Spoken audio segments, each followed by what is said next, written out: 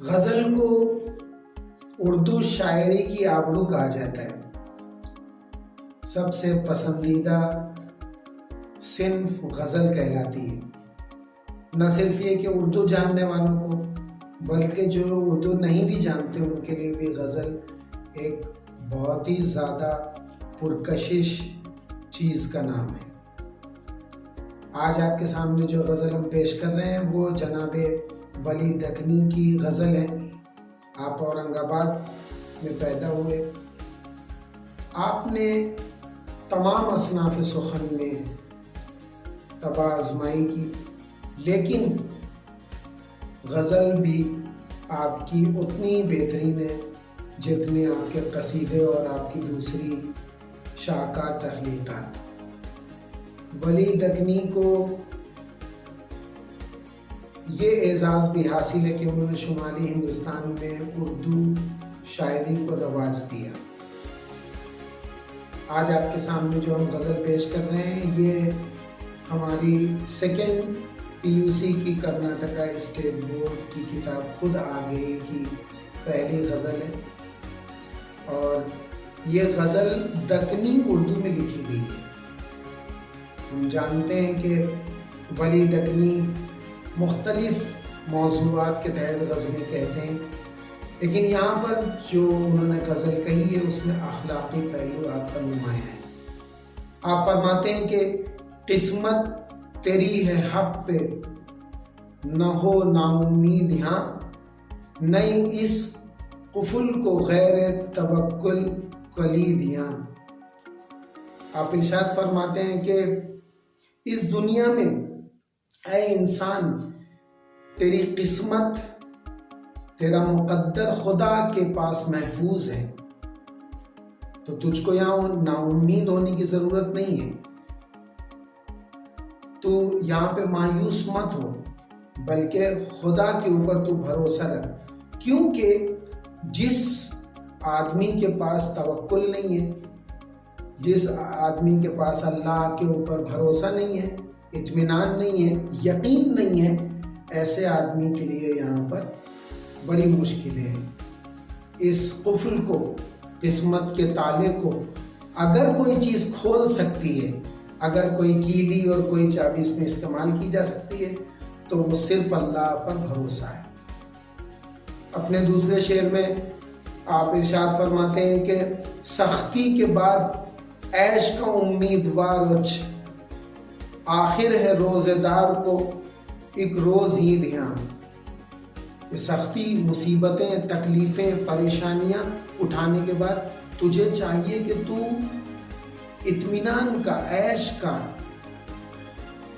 خوشی کا امیدوار رہے، تو اس بات کا منتظر رہے کہ تکلیفوں کے بعد تجھ کو آسانیاں ہوں گی، بالکل اسی طرح سے جیسے روزہ رکھنے والے روزے دار کو ایک نہ ایک دن عید ملتی ہے، ایک نہ ایک دن عید کا دن نصیب ہوتا ہے، خوشیاں اس کو ملتی ہیں۔ آپ ارشاد فرماتے ہیں اگلے شعر میں کہ ظلمات میں یہ غم کے ملے گا تجھ آب خضر، دامن تلے ہے رات کے روزے سفیدیاں۔ ظلمات ایک ایسی وادی ہے کہ جس کے اندر آب خضر انہیں آب حیات ملتا ہے۔ یہاں پر شاعر کہنا چاہتا ہے کہ غموں کے ظلمات میں، غموں کے اندھیرے کے اندر ہی آب حیات موجود ہے، اور اندھیری رات کے اندر ہی سورج روشن ہے۔ ایک نہ ایک دن روشنی سے مراد یہاں پہ امید ہے، اور اندھیرے سے مراد یہاں پہ غم ہے، مایوسی ہے۔ شاعر کہہ رہا ہے کہ دیکھ، مایوسی کے اندر سے ہی تجھ کو ایک نہ ایک دن خوشی نصیب ہونے والی ہے، اندھیرے کے اندر سے تجھ کو ایک نہ ایک دن جو ہے کمال حاصل ہونے والا ہے، خوشی حاصل ہونے والی، تیری قسمت بدلنے والی ہے۔ اس لیے تو اس ظلمات کے اندر آب حیات کو ڈھونڈنے کی کوشش کر، اپنی زندگی کے مقصد کو پانے کی کوشش کر۔ آپ فرماتے ہیں کہ سب کام آپس کے سونپ کے حق کو نشچت ہو، یہ ہے تمام مقصد گفت و شنیدیاں۔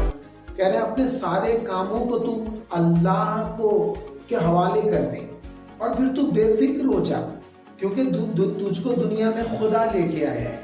تو اللہ کے حوالے، حق کے حوالے، خدا کے بھروسے اپنی تمام فکروں کو چھوڑ دے۔ ہم اکثر دعاؤں میں بھی یہ جملہ پڑھتے ہیں، افوض امری اللہ، یا اللہ میں اپنے تمام کاموں کو تیرے حوالے کر رہا ہوں۔ تو جو بھی آدمی اپنی تمام مصیبتوں کو، پریشانیوں کو اللہ کے حوالے کر دیتا ہے، کن معنوں میں؟ یعنی وہ محنت کرتا ہے، لیکن محنت کرنے کے بعد اس کے رزلٹ کے لیے، اس کے حل کے لیے، اس کے نتیجے کے لیے وہ اللہ کے سپرد کر دیتا ہے اور کہتا ہے کہ تو شاعر یہاں کہنا چاہتا ہے کہ تو بھی تو عمل کر، تو کوشش کر، تو تگ و دو کر، تو جد و جہد کر، لیکن اس کے باوجود تو اپنے تمام کاموں کو اللہ کے حوالے کر دے۔ یہی میرا یہاں تجھ سے بات کرنے کا مقصد ہے۔ جو شاعر یہاں بات کر رہا ہے انسان سے، اس کے پیچھے کا مقصد ہی ہے کہ بتانا چاہتا ہے کہ انسان کو اپنی تمام کوششوں کے باوجود اس کے رزلٹ کے لیے، نتیجے کے لیے اللہ کے حوالے اپنے تمام کاموں کو کر دینا چاہیے۔ آخری شعر میں آپ فرماتے ہیں کہ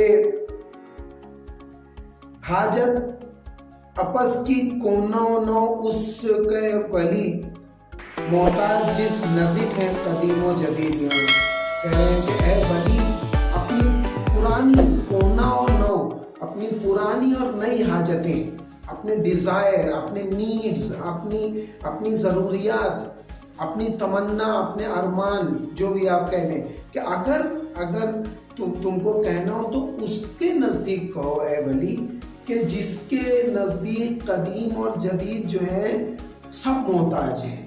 دنیا کا ہر ذرہ جس شخصیت، جس عظیم ہستی کے سامنے حاجت طلب کرتا ہے اور اس سے اپنی چیزیں مانگتا ہے، بس تو اس کے سامنے اپنی حاجت کہے۔ یعنی یہاں پہ شاعر یہ بھی کہنا چاہتا ہے کہ انسان کا انسان کے سامنے کچھ کہنا ایسا ہی ہے جیسے محتاج کا محتاج سے کچھ مانگنا۔ تو یہاں پر شاعر نے ایک مرتبہ اللہ کی طرف جو ہے انسان کو موڑنے کی کوشش کی ہے کہ اگر انسان جو ہے اللہ پہ بھروسہ رکھے گا، اگر انسان کوشش کرے گا اور تگ و دو کرے گا اور اپنی بات صرف اللہ سے کہے گا، تو اللہ ضرور ایک نہ ایک دن اس کی دعاؤں کو قبول کرے گا اور جو بھی اس کی حاجتیں ہیں ان کو پورا کرے گا۔ امید ہے کہ آپ کو یہ تشریح پسند آئی ہوگی۔